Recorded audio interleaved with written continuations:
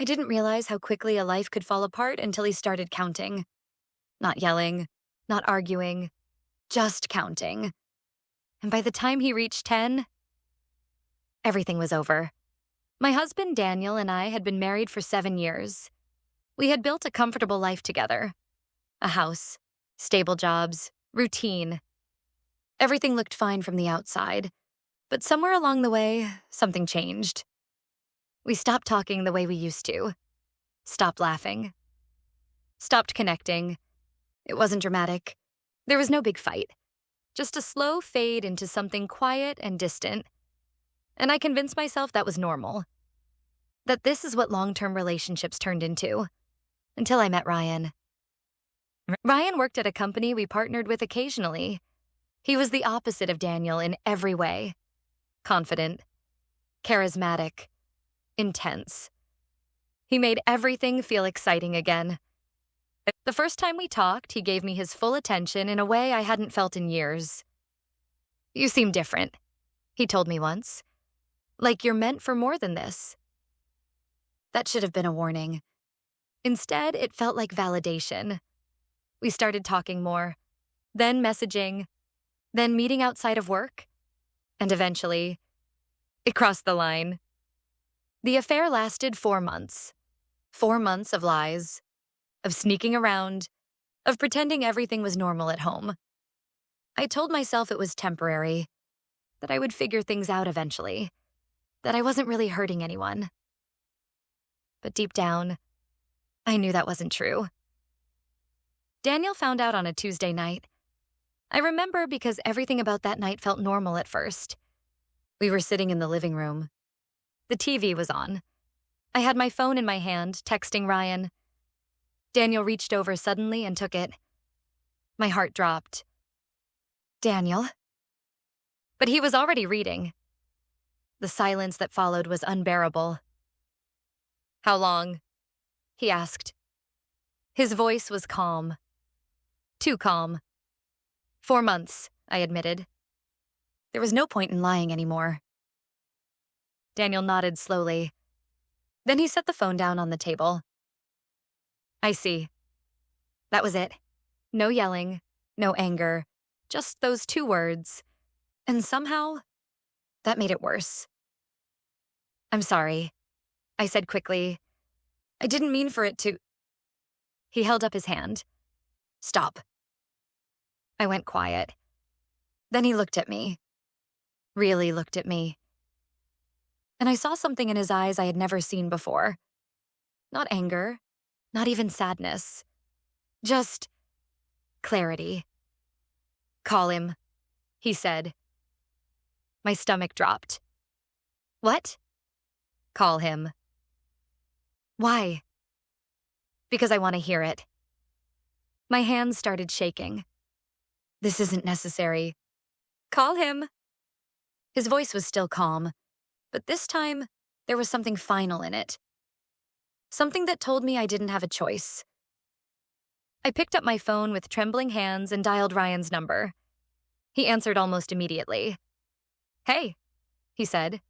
"Everything okay?" I hesitated. Daniel watched me silently. "Yeah," I said. I need to talk to you." Ryan's tone shifted slightly. "What's going on?" Daniel leaned back in his chair. Put him on speaker. My heart was racing, but I did it. Ryan's voice filled the room. "Why are you on speaker?" I couldn't answer, because I didn't know how to explain what was happening. Daniel spoke instead. "This is her husband." Silence. Then Ryan's voice came back, tense. "Okay. I think we all know what this is about," Daniel said calmly. Ryan didn't respond. "I'm not interested in arguing," Daniel continued. "I just want to make something clear." My chest tightened. What was he doing? Then Daniel looked at me and said the words that would destroy everything. "I'm going to count to 10. My heart stopped. "What?" "You have 10 seconds to decide." "Decide what?" I whispered. Who you're choosing.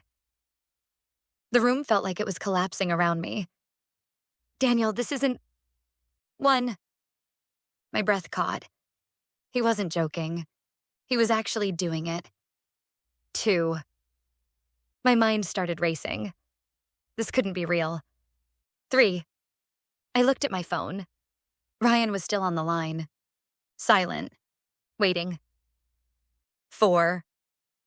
My chest tightened. I couldn't think. I couldn't breathe. 5. Daniel, please. 6.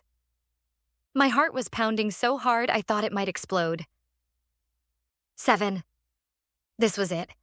The moment everything came down to one choice. 8. I opened my mouth to speak, but nothing came out. Because I didn't know what to say. 9. Tears filled my eyes. 10. The silence that followed was deafening. Daniel nodded slowly. Okay. That one word felt like a final verdict. Daniel, wait. But he shook his head. No. His voice was calm, steady, final. You had your chance. I just needed more time, I said desperately. But even as I said it, I knew how weak it sounded. Daniel looked at me. You had 4 months. That hit harder than anything else. I would have chosen you, I said. But it didn't sound convincing. Not even to me. Daniel noticed too. That's the problem, he said quietly. You didn't. He stood up. I've already talked to a lawyer. My world stopped. What? I found out 2 weeks ago. 2 weeks. He had known for 2 weeks. And you didn't say anything? He shook his head. I was waiting to see if you'd choose me. The guilt hit me all at once. I am choosing you, I said quickly. But it was too late. He looked at me one last time. No, you didn't. Ryan hung up somewhere during all of that.